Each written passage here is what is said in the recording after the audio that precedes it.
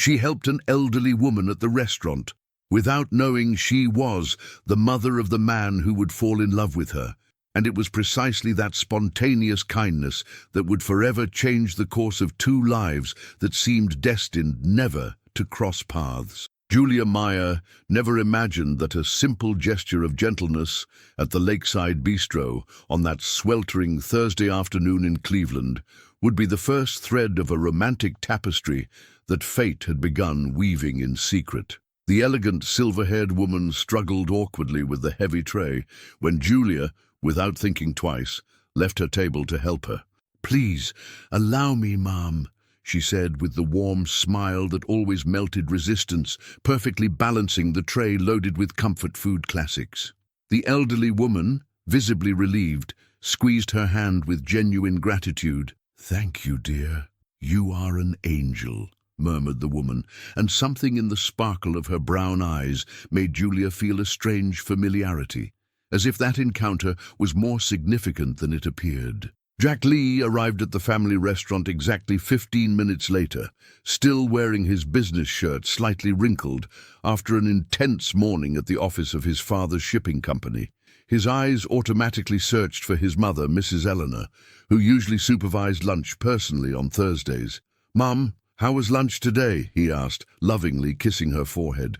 "Son, something beautiful happened today," Eleanor replied, her eyes shining with that expression Jack knew well, the same one she had when witnessing something that deeply touched her heart. "A lovely young woman helped me when I almost dropped an entire tray. A special girl, one of those people you can see has her own light." Jack smiled, accustomed to his mother's poetic way of describing people. "That's good, Mum.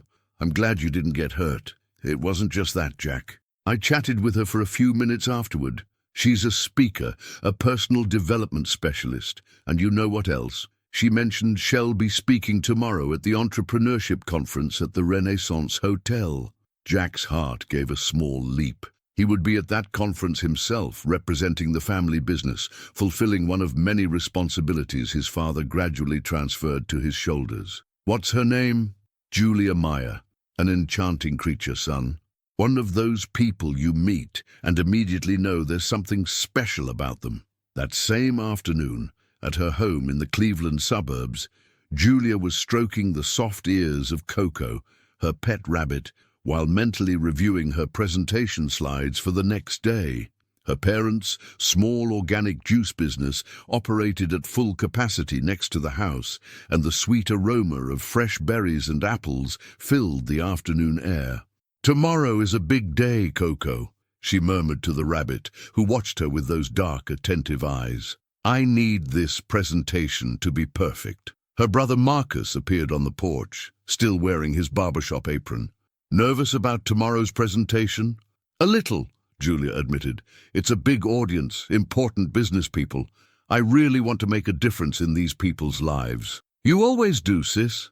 "Your gift is exactly that. Touching people's hearts and showing them the potential they don't even know they have." Julia smiled, grateful for her brother's unconditional support.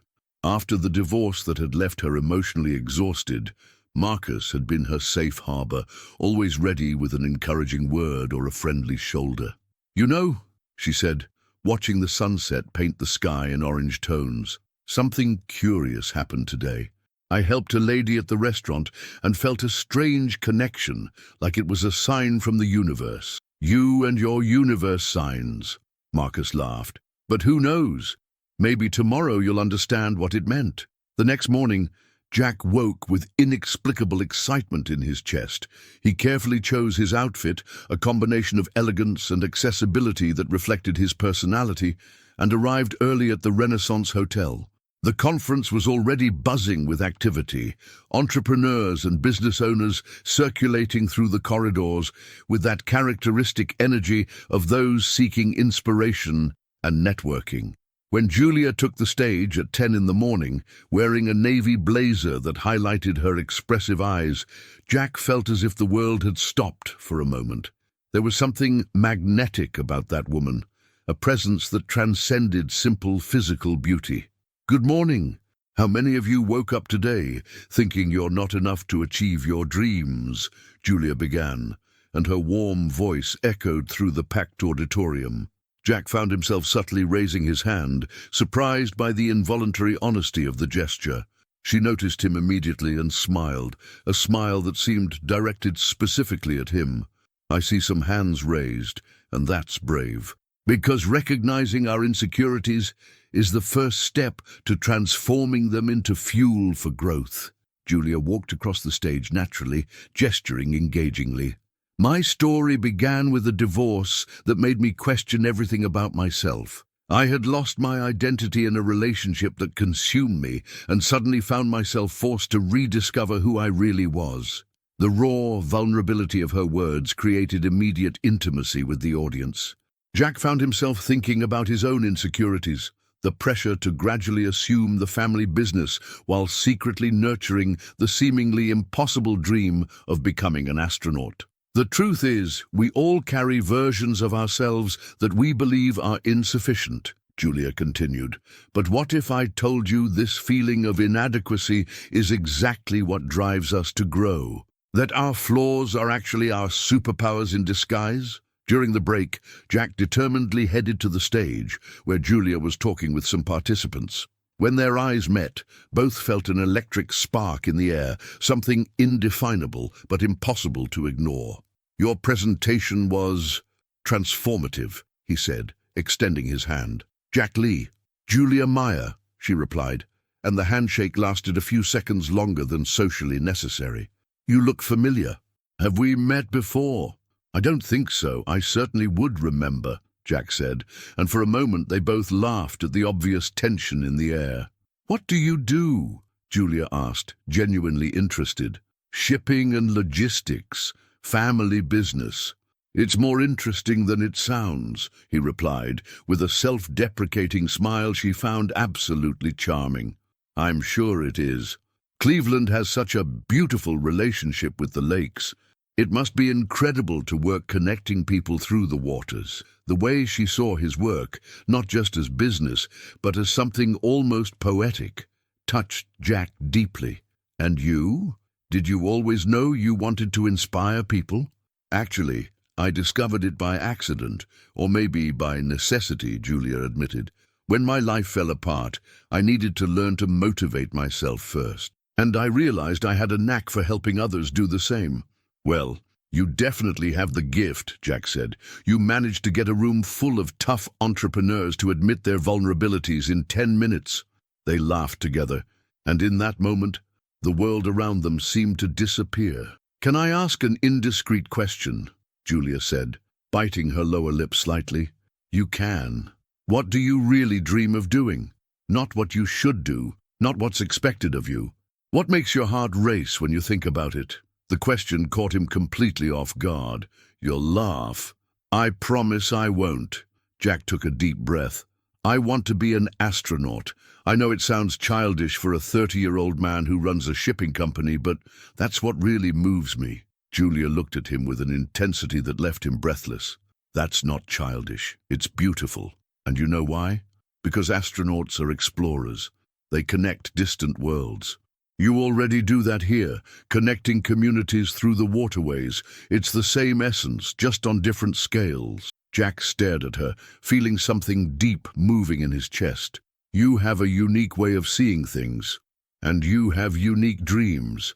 Don't let anyone convince you otherwise.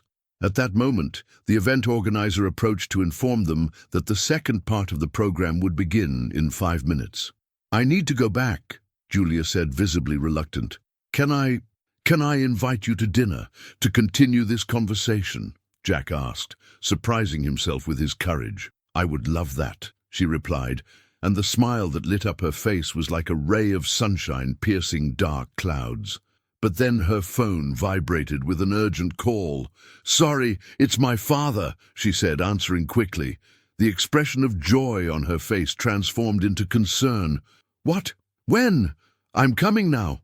She hung up, visibly disturbed. Jack, I'm sorry. My father had a small accident at the factory. I need to go home now. Of course, go. I hope everything's okay. I hope so too. And about dinner. We can reschedule. Family comes first, he said, and the understanding in his voice made Julia's heart warm even more. As he watched her hurry away, Jack had no idea that the extraordinary woman he had just met had, the day before, helped his own mother at the family restaurant. Destiny, it seemed, had a peculiar sense of humor and perfect timing for the most unexpected surprises. The urgency in the phone call had been more scare than real tragedy. Her father had slipped in the wet area of the juice facility and sprained his ankle, nothing that some cold compresses and rest couldn't resolve. But the incident had left Julia restless, not because of the accident itself, but because of how her mind had immediately flown to Jack when she received the news. It was strange how a person she had known for just a few hours already occupied so much space in her thoughts. "You're distracted today," observed her mother, Susan, while they prepared lunch in the country house kitchen. "Did something happen at the presentation?" Julia bit her lip, internally debating whether she should share. "I met someone." "Ah!" Susan's eyes sparkled with that maternal excitement Julia knew well. "Tell me everything." "Mom, it's nothing major. We just talked during the presentation break. And it was different. He asked me questions no one had ever asked, about my dreams, about what really moves me." Julia paused, stroking Coco, who had jumped into her lap. "And when he told me about his dream of being an astronaut, I saw a light in his eyes that, gosh, Mom, it had been a while since I felt that connection with someone." "Astronaut?" Susan arched her eyebrows. "Interesting. And what's the name of this potential astronaut?" "Jack Lee. Works with shipping and logistics, family business." "Lee?" Susan frowned thoughtfully. "That name sounds familiar. Your father might know the family. He knows practically all the shipping business people in the region." Meanwhile, on the other side of town, Jack was telling his younger brother Connor about the encounter while the two organized equipment for one of the hiking expeditions they usually did together on weekends. "Dude, you should have seen her," Jack was saying, checking the climbing rope. "She has this way of talking that makes you believe you can conquer the world." "And is she pretty?" Connor asked, with the pragmatism typical of someone in their early 20s. "She's beautiful, but it's not just that. She's intelligent, funny, has an energy that lights up the environment." Jack paused. "You know that feeling that you've known someone for a long time, even though you just met?" "No, because I've never been a hopeless romantic like you," Connor teased. "But from the way you're talking, she really impressed you." "Impressed is an understatement. When she had to leave because of her father, I felt like an important part of the day had been taken away." Connor stopped organizing the equipment and looked seriously at his brother. "Jack, you need to call her." "I don't have her number." "Bro, you work for a logistics company. If you can't locate a well-known speaker in Cleveland, maybe we should rethink your administrative skills." Jack laughed. "You're right, but I don't want to seem desperate. There's a difference between desperate and interested. And man, for the first time in years, you seem really excited about someone. Don't let this slip away because of pride." That same afternoon, Julia was in her improvised office in her bedroom at the rural house, editing a video for her social media channel, when she received a call from an unknown number. "Hello? Julia? This is Jack. Jack Lee from today's presentation." Her heart raced. "Jack, what a nice surprise. How did you get my number?" "Well, let's say working for a logistics company has its advantages for locating people," he said, and she could hear the smile in his voice. "How's your father?" "He's fine. Thank you for asking. It was just a sprained ankle. More scare than real danger." "What a relief. Listen, I know our conversation was interrupted today, and I couldn't stop thinking about what you said about dreams and connections. Would you still be up for that dinner?" Julia smiled, feeling a butterfly doing acrobatics in her stomach. "I would love to." "How about tomorrow? I know a special place, a family restaurant that serves the best comfort food in the city." "Family restaurant?" "Yes, my mother manages it. She has a special gift for creating dishes that tell stories." Something clicked in Julia's mind. The elegant lady she had helped the day before. "What's your mother like?" "An incredible woman. Silver hair, always elegant, has this caring way of treating everyone like family. Why do you ask? Julia's heart almost stopped. Jack, what's the name of the restaurant? Lakeside Bistro. It's downtown, do you know it? I know it, yes. Julia's voice came out weaker than intended. Actually, I was there yesterday. Really? What a coincidence. It wasn't coincidence, Julia thought. It was destiny having fun with them. Jack, I need to tell you something. Yesterday at the restaurant, I helped a lady who was having trouble with a tray. Wait, you're the young woman who helped my mother? Apparently, yes. There was silence on the other end of the line, and then Jack started laughing. A rich, warm laugh that made Julia smile too. So, my mother was right, he finally said. Right about what? She said you were special, that you had your own light. And when I told her about the speaker who impressed me today, she got that knowing look I know well. Your mother talked about me. Spoke very highly. Actually, I think she kind of planned all this. Julia laughed. Mothers have this tendency to orchestrate meetings, don't they? Definitely. Well, this makes dinner even more special. You'll get to officially meet the woman whose heart you won yesterday. And you'll get to find out if her son is as special as she is, Julia retorted, surprised by her own boldness. Touché. So it's confirmed for tomorrow at 7? Confirmed. After they hung up, Julia stared at the phone for long minutes. Coco jumped into her lap as if sensing his owner needed comfort. Coco, what do you think? Is it too much coincidence, or is the universe conspiring in our favor? The rabbit stared at her with those dark, attentive eyes, as if understanding perfectly the magnitude of the moment. At the Lee family apartment, Jack found his mother preparing dinner in the kitchen, humming a jazz standard. Mom, I need to tell you something interesting. Let me guess, Eleanor said, without turning from the stove. You called the speaker from today and discovered she's the same young woman who helped me yesterday at the restaurant. Jack stared at her, speechless. How did you? Son, I haven't managed a restaurant for 20 years without learning to read people. And today, when you arrived talking about an extraordinary woman you met at a presentation, I immediately thought of the young woman who helped me yesterday. Eleanor turned, smiling. Besides, how many Julia Myers who specialize in personal motivation exist in Cleveland? You already knew and didn't say anything? And ruin the surprise? Never. Eleanor approached her son. Jack, that young woman has something special. When she helped me yesterday, it wasn't just kindness. It was genuine care. She asked if I was okay, if I needed anything else. Spent a few minutes talking with me about the food, about the city. It's rare to find people like that nowadays.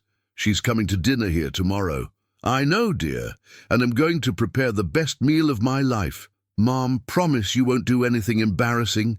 Eleanor feigned offense. Me? Never. It'll just make sure you two have the perfect evening. Jack laughed, hugging his mother. I love you, but you worry me sometimes. That's what mothers are for, son. To worry their children with our excessive wisdom. The next morning, Julia woke up with a mixture of expectation and nervousness. She carefully chose a turquoise dress that brought out her eyes, something elegant but not overly formal. Are you nervous? Asked Marcus, who had stopped by for coffee with their parents before opening the barber shop. A little, Julia admitted. It's been a while since I've been like this because of a date. It's a good sign, said her father Robert, looking up from the newspaper. It means you're ready to open up again. Dad's right, Susan agreed. After what you went through with David, it's important that you feel those butterflies in your stomach again. What if it doesn't work out? What if it does? Marcus countered.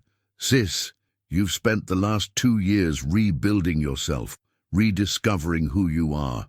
Now it's time to share this incredible person you've become. That afternoon, Jack was visibly anxious at the restaurant, helping his mother with final preparations. Son, you're more nervous than she probably is, Eleanor observed, laughing. It's been a while since someone made me feel this way, Mom. What if I mess everything up? Jack Lee, she said, placing her hands on her son's shoulders. You're kind, intelligent, funny, and have a heart the size of the world. If she doesn't see that, then she's not the right person for you. When Julia arrived at the restaurant at 7 sharp, Jack greeted her at the door, and both stood for a few seconds just looking at each other, smiling like teenagers. "You look beautiful," he said sincerely. "Thank you. You look very handsome too." Eleanor appeared immediately, as if waiting for the right moment. "Julia, what a pleasure to see you again, dear. Mrs. Eleanor, what a joy to see you again. And what an incredible coincidence, isn't it? Coincidence or destiny," Eleanor said with a knowing wink. And when Jack offered his arm to escort Julia to the table reserved especially for them, with a view of Lake Erie and decorated with seasonal flowers, both knew that evening would be just the beginning of something much bigger. But neither of them imagined that across town someone was watching their social media with unusual interest, planning something that would test the nascent strength of that romance still in its first moments. The table Eleanor had prepared was a small altar to lakeside romance. Autumn chrysanthemums adorned the center. Aromatic candles exuded the essence of vanilla and cinnamon, and the view of Lake Erie through the window created the perfect setting for a night that promised to be unforgettable. Julia and Jack sat facing each other, and for the first time in years she felt truly present in the moment. "So," Jack said, serving the herb-infused water his mother had specially prepared, "tell me about this double life of yours. Motivational speaker by day, suburban dweller by night." Julia laughed, relaxing in her chair. "It's not exactly a double life. It's more like complementary lives. In the city, I inspire people to find their best. In the suburbs, I find mine. And which version of you is here with me today? Both, I hope. You don't mind a woman who talks about professional self-esteem, but also talks to rabbits?" "You talk to rabbits?" Jack arched an eyebrow, amused. "Coco is an excellent listener, never interrupts me, never judges, and has very sensible opinions about life. I need to meet this special counselor." Eleanor arrived with the appetizer, mini crab cakes with Old Bay seasoning and herb aioli. "House specialty," she announced proudly. "And feel free to relax. The kitchen is working just for you two today." When she walked away, Julia looked around the practically empty restaurant. "She closed the restaurant for us?" "Apparently, yes. My mother has dramatic tendencies when it comes to romance. Your relationship is beautiful. A united family is a treasure. What about your family? Do they support this life change of yours after the divorce?" Julia chewed thoughtfully before answering. "My parents are incredible. When I came home emotionally destroyed, they welcomed me without questions, without judgment. They just gave me space to heal." She paused. "My brother Marcus was my safe harbor. He and my sister-in-law, well, she's more complicated." "Complicated how?" "Sandra has this way of diminishing achievements. When I started succeeding with the presentations, she always had a comment about how I was showing off or how it was easy to talk about self-esteem when you have time for it." Julia shrugged. "I learned not to take it to heart." "People like that usually reflect their own dissatisfactions," Jack observed. "But it must be difficult to deal with that in the family." "It is. But Marcus always defends me, and that means a lot." Eleanor brought the main course, herb-crusted Lake Erie walleye with wild rice pilaf and roasted vegetables. "Family recipe for 3 generations, she announced. "My grandmother used to say that whoever shares walleye together never parts ways." Jack visibly blushed. "Mom, what?" "It's just a family legend," Eleanor said, winking at Julia before withdrawing. "Your mother is adorable," Julia said, tasting the dish. "My God, this is incredible. She'll be over the moon when she finds out you approved. Now tell me about this astronaut dream that you didn't judge as childish." Jack leaned slightly forward, his eyes shining. "It started when I was a child. My grandfather used to take me to observe the stars, and he told stories about how each constellation was like a cosmic navigation map. I kept imagining what it would be like to explore those maps personally." "And today? Has the dream changed?" "It evolved. Today, I see space exploration as a natural extension of what we do here, connecting places, transporting resources, exploring new territories, just on a scale a bit larger, he said, laughing. Have you thought about doing something concrete in that direction? Actually, Jack hesitated. I'm secretly applying for a cooperation program between NASA and private logistics companies. It's for transportation and logistics professionals who want to contribute to exploration missions. Julia almost choked on her food. Jack, that's incredible. Why secretly? Because my father is counting on me to gradually take over the company, and because the chances of being accepted are minimal, I prefer not to create expectations. What if you're accepted? Then you'll have a very difficult conversation with my family. Julia extended her hand across the table, touching his. Jack, you can't live other people's lives, even if they're people you love. Your parents will understand. How are you so certain? Because parents who raise children like you, kind, determined, honest, don't do it to imprison those children. They do it so they can fly higher. At that moment, Julia's phone rang insistently. She looked at the screen and frowned. It's my brother. He wouldn't call unless it was important, she answered quickly. Marcus. Julia, where are you? His voice sounded tense. At the dinner I told you about. Why? I need you to come home. Now. What happened? It's about Sandra. She did something terrible, Julia. She posted things on your social media, things that could destroy your professional reputation. Julia's blood ran cold. What kind of things? She hacked your accounts and posted messages saying your motivational techniques are fake, that you charge vulnerable people a lot to sell impossible dreams. And worse, she made up stories about your divorce, saying you cheated on David. Julia felt the world spin. This can't be happening. Jack, noticing the gravity of the situation, immediately stood up and signaled to Eleanor that they needed to leave. Marcus, call the police. This is cybercrime. I already did, but Julia, it spread very quickly. I need to show you. I'm coming. She hung up and looked at Jack with tears in her eyes. I'm sorry, I need to... You don't need to apologize. Let's solve this together. Jack, you don't understand. This could destroy everything I've built, my career, my credibility, and well rebuild if necessary. But first, let's go to your house. Eleanor approached, concerned. Did something happen, children? A family problem, Mrs. Eleanor. Thank you so much for the wonderful dinner. I promise we'll be back soon, Julia said, trying to maintain composure. Of course, dear. And if you need anything at all, we're here.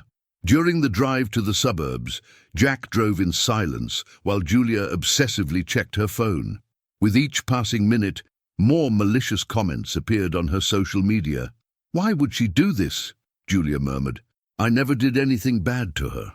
Sometimes people hurt others to feel better about themselves, Jack said softly, but this won't stay like this. When they arrived at Julia's house, Marcus greeted them on the porch with a somber expression. The situation is worse than I imagine. He showed Julia his phone.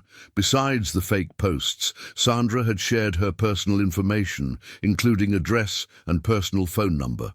She violated your privacy in every possible way, Marcus said.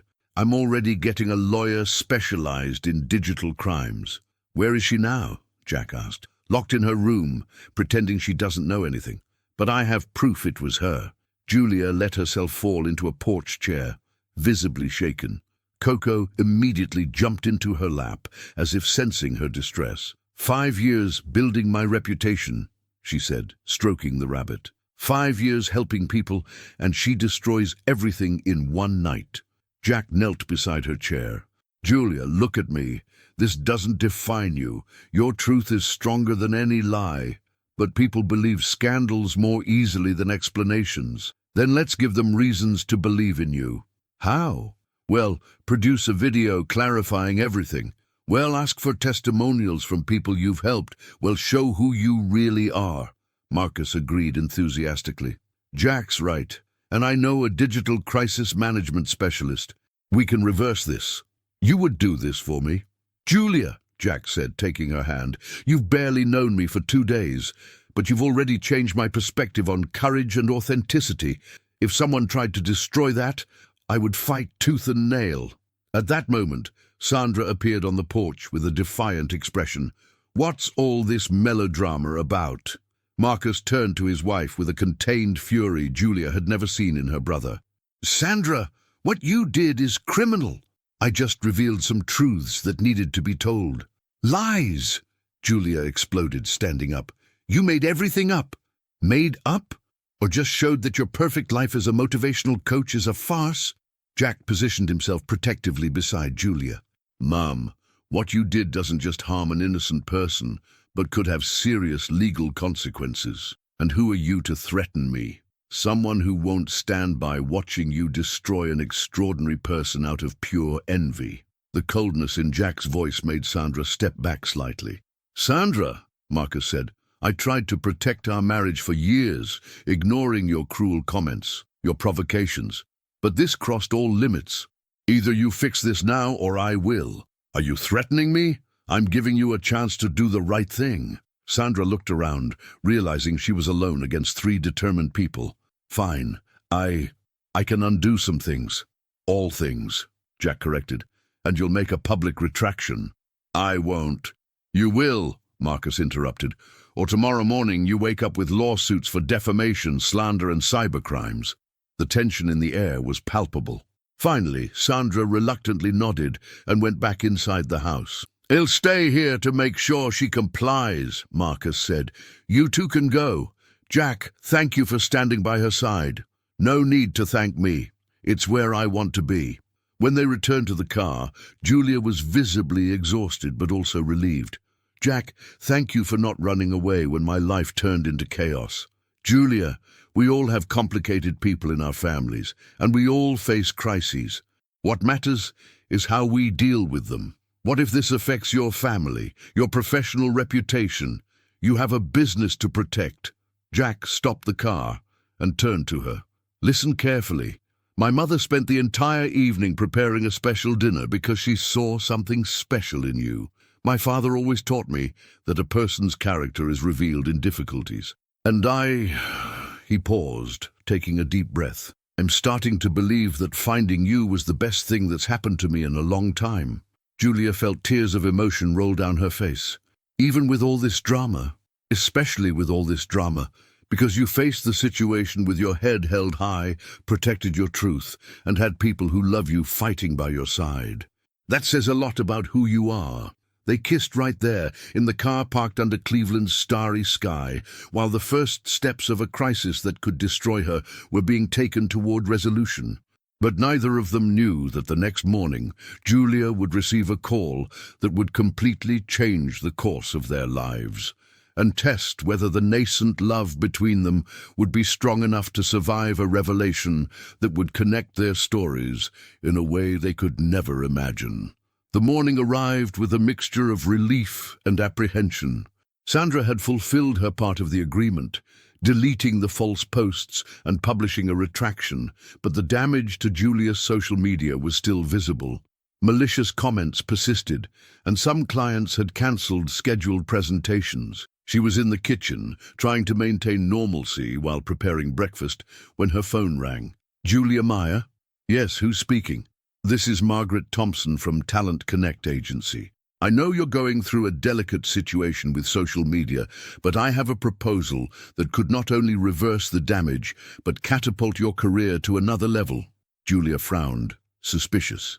After the previous night, any unexpected call made her alert. "What kind of proposal?" "A major company from New York wants you as the keynote speaker at an international corporate event. The payment would be enough to compensate for all cancelled presentations, and the positive exposure would completely erase this digital crisis." "What company?" "Lee International. They work with logistics and shipping." Julia's heart almost stopped. "Lee?" "Yes.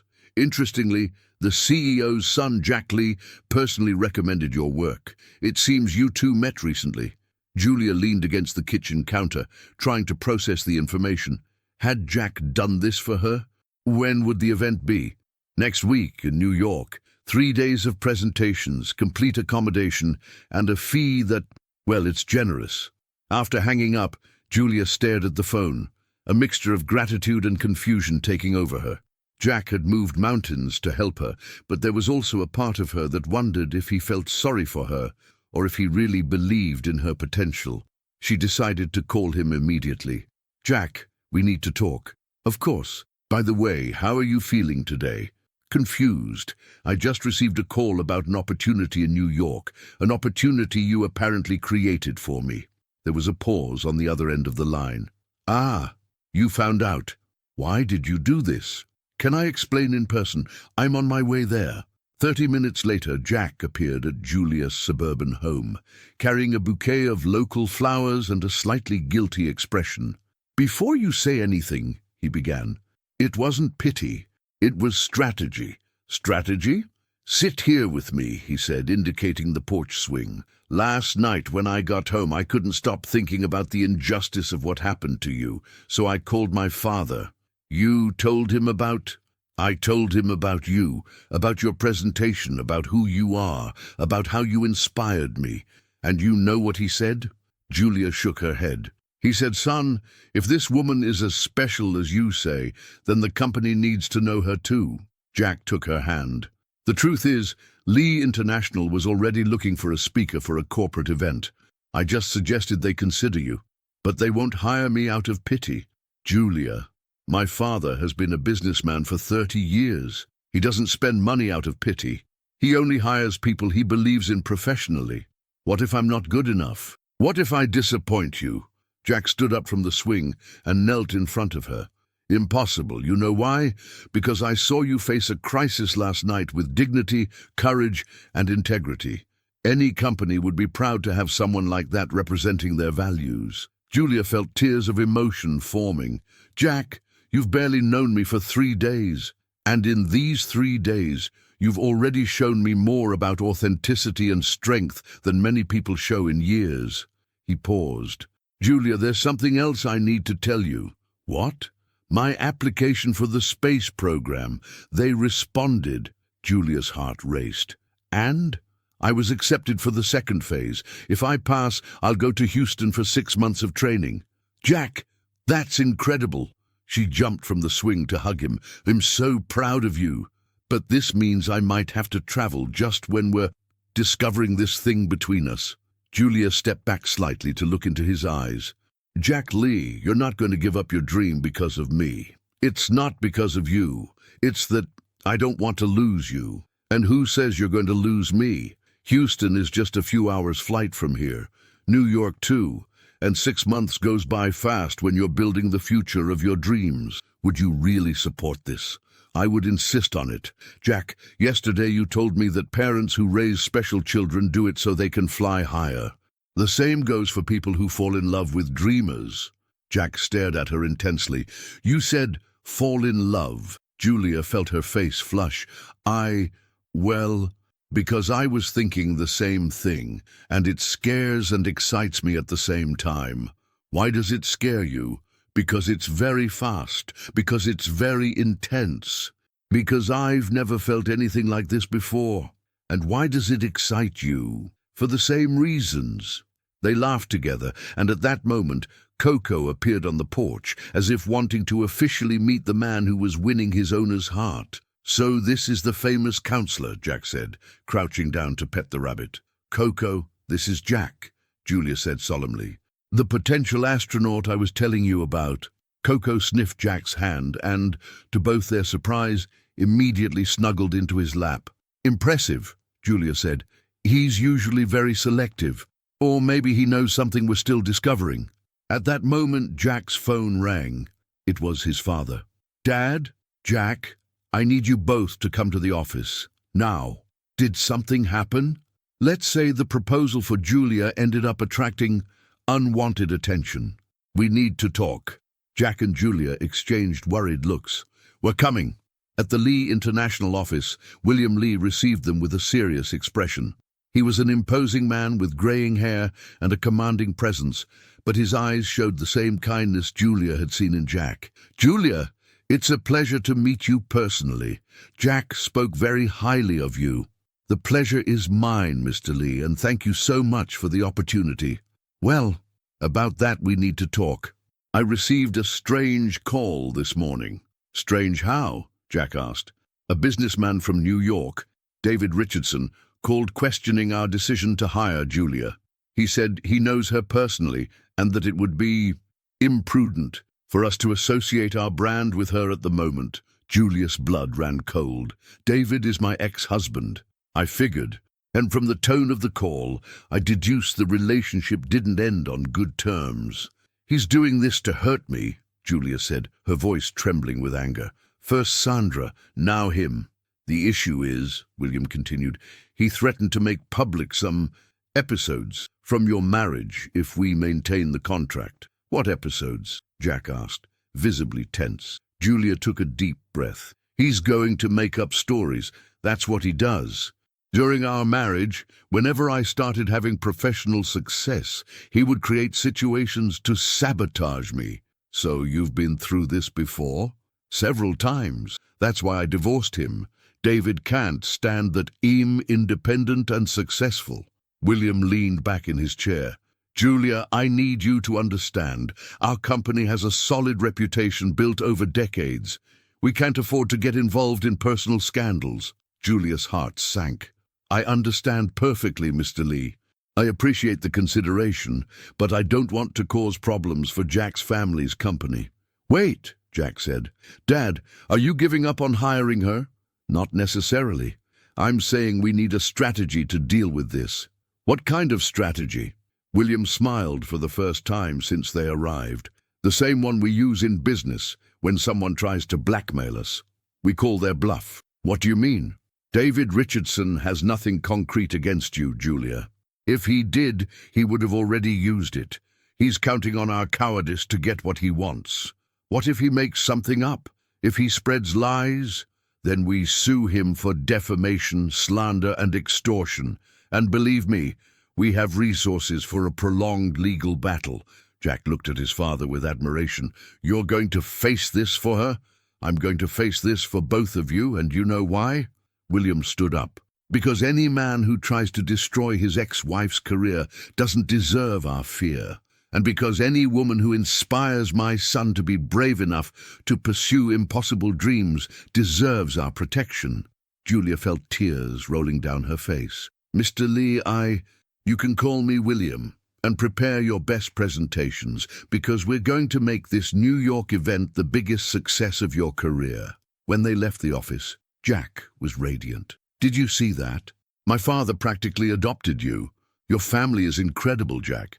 Our family, he corrected, then paused, realizing what he had said. I mean, if you want, someday. Julia kissed him right there, on the sidewalk in front of the commercial building, while pedestrians passed and car horns honked. Jack Lee, she said when they separated, are you asking me to think about a future together? I'm asking you to consider the possibility that maybe, just maybe, the two of us together are stronger than anything that tries to separate us. Considered and accepted. But while they celebrated this small victory, David Richardson was in New York, planning a much more aggressive move than any of them could imagine. And this time, he wouldn't be bluffing. New York welcomed Julia with a mixture of anxiety and determination she hadn't felt in years. The Lee International event would be held at the luxurious Plaza Hotel, bringing together entrepreneurs from across the continent for 3 days of conferences on sustainable logistics. It was the opportunity of her lifetime, but also the perfect stage for David to execute whatever sabotage plan he was plotting. Jack had accompanied her on the trip, officially to represent the company, but in reality to support her morally. They had reserved separate rooms, maintaining a professionalism that neither really felt, but that seemed appropriate given the corporate environment. Nervous? He asked while they reviewed her presentation together for the 3rd time in the hotel lobby. Terrified, Julia admitted. Not just about the presentation, but about what David might be planning. My father has discreet security circulating around the event. If David shows up... Jack, promise me something? If something goes wrong, if David manages to destabilize me, you won't try to defend me publicly. Your career, your family can't be hurt because of me. Julia, promise. He sighed. I promise I'll respect your decisions. But I don't promise to stand by if someone tries to hurt you. On the morning of the first day, Julia took the main stage with an elegance that hid the storm of nerves in her stomach. The auditorium was packed. More than 500 entrepreneurs, all expectant. She took a deep breath and began. Good morning. How many of you have felt like you're navigating uncharted waters in the business world? The audience reacted immediately, many hands rising. Excellent! Because today we're going to talk about how to transform uncertainty into opportunity, how to use our vulnerabilities as tools for authentic leadership. During the first 20 minutes, Julia was in her element. Her voice flowed naturally. Practical examples resonated with the audience, and she could see in people's faces that her message was getting through. That's when she saw David. He was at the back of the auditorium, wearing an impeccable suit, and that sarcastic smile she knew so well. Beside him, a sophisticated-looking blonde woman she didn't recognize. Julia felt her voice falter for a moment, but recovered quickly. As I was saying, resilience isn't about not falling, it's about how we get back up. David began moving through the auditorium, clearly trying to destabilize her.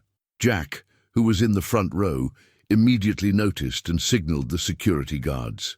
Allow me a personal example, Julia continued, a new determination in her voice. A few years ago, I went through a divorce that almost destroyed not just my marriage, but my professional self-esteem. David stopped moving, surprised by her boldness. My ex-husband had this subtle way of undermining my confidence.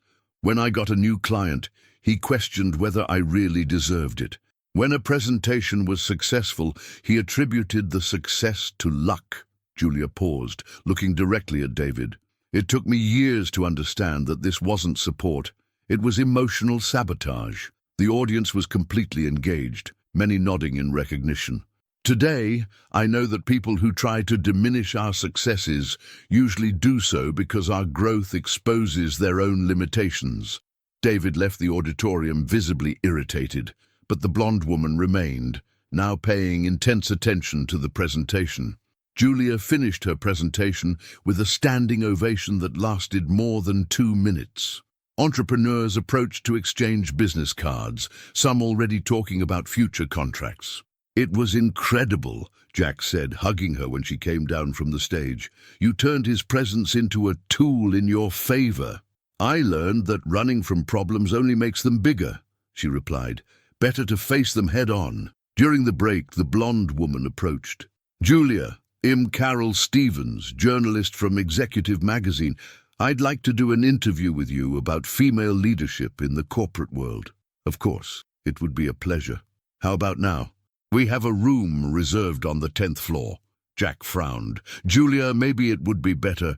It's okay, she reassured him. It's a professional interview.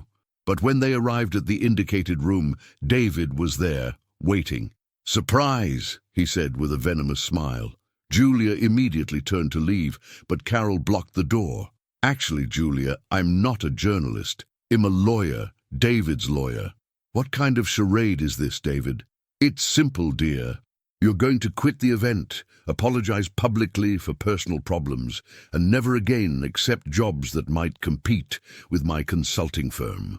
And if I refuse? David turned on his phone and showed her a video recording. It was an argument they had had during their marriage, but edited to make it look like she was having a psychotic breakdown. This is a fake. Of course it is. But good luck proving that after the video goes viral on social media. Julia felt the world spinning. It was a perfect trap. Either give in to blackmail or face public humiliation that could permanently destroy her career. You have 5 minutes to decide, Carol said. After that, the video goes live. That's when the door burst open violently. Jack entered, accompanied by 2 security guards and a man in a suit she didn't recognize. Recording conversations without consent is a crime, said the unknown man. Blackmail is a crime. Extortion is a crime. He showed identification. Detective Martinez, NYPD. How did you... David began. Did you think we wouldn't investigate after the first threatening call? Jack said. My father has friends in many places, David. Besides, the detective continued, this room has been monitored since you entered. We have everything recorded. Carol tried to delete something on her phone, but one of the security guards was faster. David Richardson and Carol Stevens, you're under arrest for attempted extortion, blackmail, and production of false material for defamation. While the two were escorted out, Julia collapsed into a chair, trembling. It's over, Jack said, hugging her. Really over this time. How did you find out? The hotel security noticed the journalist didn't have valid credentials. From there, it was easy to connect the dots. Jack, if you hadn't... Julia, stop. You don't need to thank me for doing what any decent person would do. Not just any decent person moves heaven and earth to protect someone they've known for a week. Maybe because not just anyone is worth protecting. They kissed right there, in the room where minutes before she had faced her greatest fears, and for the first time in years, Julia felt truly free. Jack? Yes? When did you find out about the space program? Yesterday. I was accepted for training in Houston. And when does it start? In 3 weeks. Julia smiled, even with tears in her eyes. Then we have 3 weeks to enjoy every moment. Actually, he said, pulling a small box from his pocket, I was waiting for the right moment to ask if you'd like to enjoy much more than 3 weeks. Julia's heart stopped. Jack Lee, are you asking you to wait for an astronaut in training? Yes. He knelt right there in the improvised interrogation room. I know it's crazy. I know we've only known each other a short time. But I also know that when you find the right person, there's no right or wrong time. Are you sure? I've never been more sure of anything in my life. Then yes, she said, extending her trembling hand. Yes, I accept waiting. I accept fighting. I accept building something impossible and incredible with you. The ring, a delicate aquamarine surrounded by small diamonds, slid perfectly onto her finger, as if it had always belonged there. And as they kissed again, both knew they had found something rare and precious, a love that had not only survived the storms, but had strengthened because of them. Outside the room, William Lee smiled discreetly. His son had found not just the woman of his life, but also his partner in all the adventures that lay ahead. Epilogue. 2 years later, the Johnson Space Center in Houston had never received such a special visit. Julia walked through the corridors of the complex, observing with fascination the equipment that was part of the daily life of the man she loved. Jack had become one of the most respected logistics specialists in the space program, and his expertise in Great Lakes shipping had contributed innovatively to projects exploring Europa, Jupiter's moon. So this is the famous Brazilian wife who can do motivational video conferences from space, joked Tom, Jack's American colleague, when they were introduced. Actually, still fiancé, Julia corrected, smiling. The wedding is only next month. In Cleveland, Jack added, appearing behind her and wrapping her in a hug. At my mother's restaurant, overlooking the lake. Julia turned in his arms. How was today's training? Incredible. We tested a new navigation system that could revolutionize long-term missions. His eyes shone with the same passion she had fallen in love with. And you? How was the virtual presentation for the London executives? 5 new contracts, including a 6-month program for a multinational. My favorite entrepreneur, he said, kissing her softly. In the last 2 years, Julia's career had exploded internationally. After the scandal with David, which resulted in a conviction for extortion and blackmail, her story of overcoming had become legendary in the corporate world. She now spoke virtually to companies around the world, maintaining her base in Cleveland, but expanding her reach globally.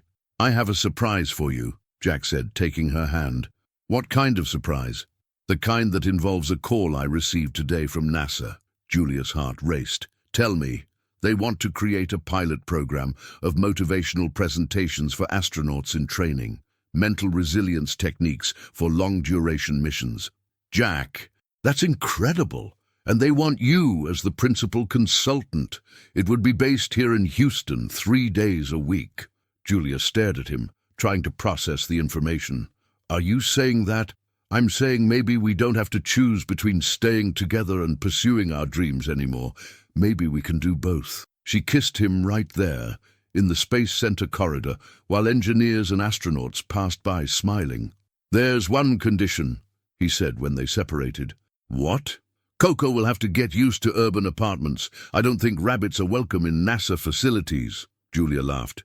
Coco adapts. He always knew I was destined for great adventures. That night, they walked hand in hand along the shore of Clear Lake, watching the lights of the Space Center reflect on the water. It was a different view from Lake Erie, but equally magical. You know, Julia said, sometimes I still can't believe it all started with a simple gesture of helping a lady at the restaurant. My mother always says the best encounters happen when we least expect them. And she was right. Who would have thought that helping your mother with a tray would lead me here, to you, to this incredible life we built together? Jack stopped walking and turned to her. Julia, do you know what the most incredible part of all this is? What? I used to look at the stars and dream of exploring them, but now, when I look at you, I realize I've already found my greatest discovery. Jack Lee, you're getting too romantic for a future astronaut. And you're getting too cynical for a motivation specialist. They laughed together, and at that moment Julia's phone rang. It was a scheduled video conference with Marcus and her parents. Hi, family. Julia. Jack, Marcus said from the screen. How are the space lovebirds? Very well, little brother. How are the wedding preparations going? Your mother is going crazy with the details, Marcus laughed. She wants everything to be perfect for the astronaut daughter. I'm not an astronaut, Julia protested. Not yet, Jack corrected with a wink. Jack's right, said Robert's voice appearing on screen. Daughter, you've always been our private astronaut. You were just waiting to find someone who could see your stars. Dad, Julia said, moved. And Jack, Robert continued, thank you for seeing in our daughter what we always saw. The pleasure is all mine, Mr. Robert. Actually, she taught me to see stars I didn't even know existed. After they hung up, they stood in silence for a few minutes, just enjoying the Texas night and each other's closeness. Jack? Yes? When we go back to Cleveland next week for the wedding, there's something I want to do. What? I want to take you to the place where I used to play as a child at my grandparents' house. It's near the lake, has a beautiful view of the stars. I'd love to see it. It's just that. It was there I started dreaming of being someone special. And now I want to show that little girl that her dreams came true in an even more beautiful way than she imagined. Jack pulled her closer. Julia, you were always special. You just needed someone who knew how to recognize it. And you were always an astronaut. You just needed to find someone who believed you could fly. As they walked back to the temporary apartment, both knew they had found something rare, a love that not only completed them individually, but propelled them together toward dreams they never imagined possible.